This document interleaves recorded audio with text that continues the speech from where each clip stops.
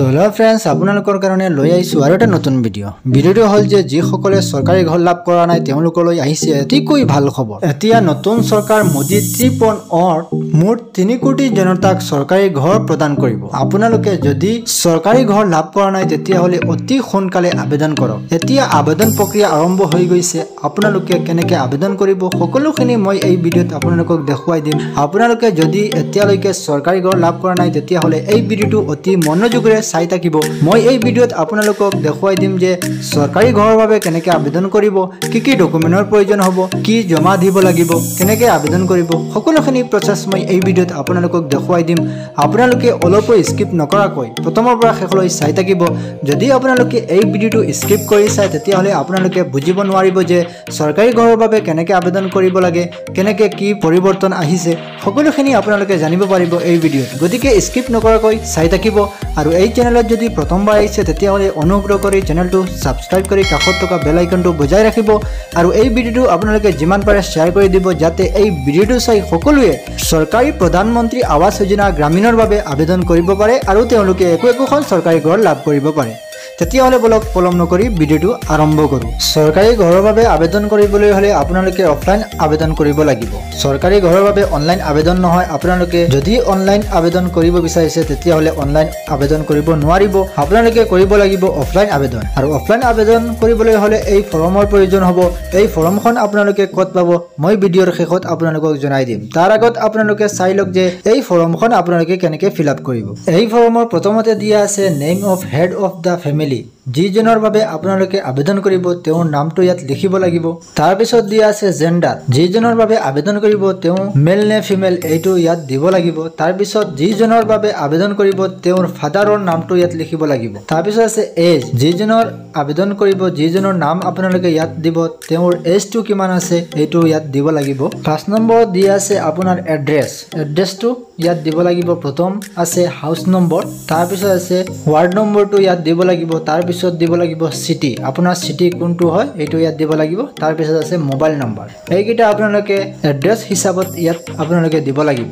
তাৰপিছত আছে permanent address. আপোনাৰ প্ৰেজেণ্ট এড্ৰেছ এটা আছে আৰু পাৰ্মানেণ্ট এড্ৰেছ যদি একেই হয় তেতিয়াহ'লে ছেম ইয়াত দি দিব।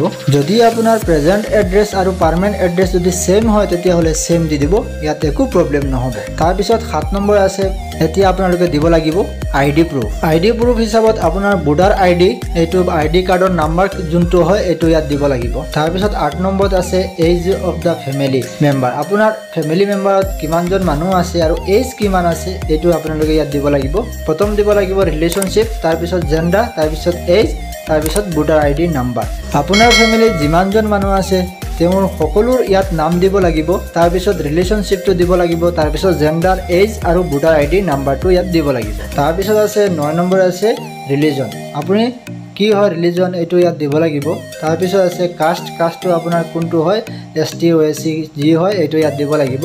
তাৰপিছত আপোনালোকে এইটো দিলেই দিব, নিদিলে নাই একো প্ৰব্লেম নাই।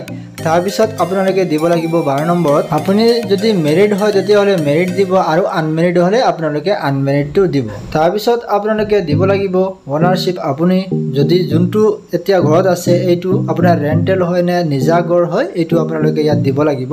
তাৰপিছত আপোনালোকে দিব লাগিব 15 নম্বৰত আপোনাৰ মান্থলি ইনকাম কিমান। যদি মান্থলি যিমান হয় এইটো আপোনালোকে ইয়াত দিব লাগিব।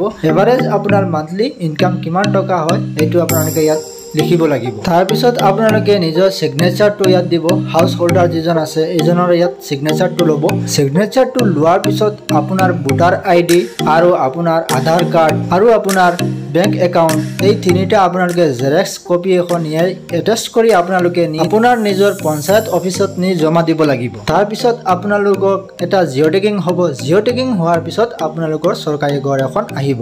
এইখিনি আপোনালোকে ফিল আপ কৰিব লাগিব। ফিল আপ কৰাৰ পিছত নিজৰ আধাৰ কাৰ্ড, ভোটাৰ আইডি আৰু নিজৰ বেংক পাছবুকখন আপোনালোকে জেৰক্স কৰি নি নিজৰ পঞ্চায়তত নি জমা দিব লাগিব। তাৰপিছত জিঅ' টেগিং হ'ব। জিঅ' টেগিং হোৱাৰ পিছত আপোনাৰ বেংক একাউণ্টত এই চৰকাৰী ঘৰৰ টকা সোমাব। আপোনালোকে নিশ্চয় বুজি পাইছে যে চৰকাৰী ঘৰৰ বাবে কেনেকৈ আবেদন কৰিব লাগে আৰু কি ডকুমেণ্টৰ প্ৰয়োজন হ'ব আপোনালোকে নিশ্চয় গম পাইছে। আপোনালোকে যিমান পাৰে এই ভিডিঅ'টো শ্বেয়াৰ কৰি দিব যাতে এই ভিডিঅ'টো চাই সকলোৱে চৰকাৰী ঘৰৰ বাবে আবেদন কৰিব পাৰে। এতিয়া চৰকাৰী ঘৰ মুঠ 3 কোটি মানুহক দিয়া হ'ব।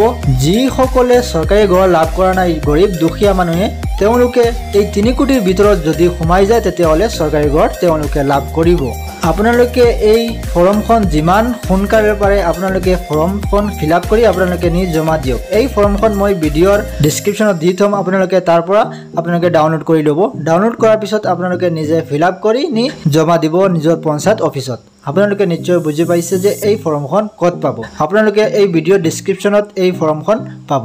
আশা কৰিছোঁ ভিডিঅ'টো ভাল লাগিছে। যদি ভাল লাগে তেতিয়াহ'লে এটা লাইক কৰিব আৰু এই ভিডিঅ'টো আপোনালোকে যিমান পাৰে শ্বেয়াৰ কৰি দিব। আজিৰ ভিডিঅ'টো ইমানেই আছিল। ভিডিঅ'টো প্ৰথমৰ পৰা শেষলৈ চোৱাৰ বাবে ধন্যবাদ। আপোনালোকৰ দিনটো শুভ হওক। Thank you so' much. জয় হিন্দ।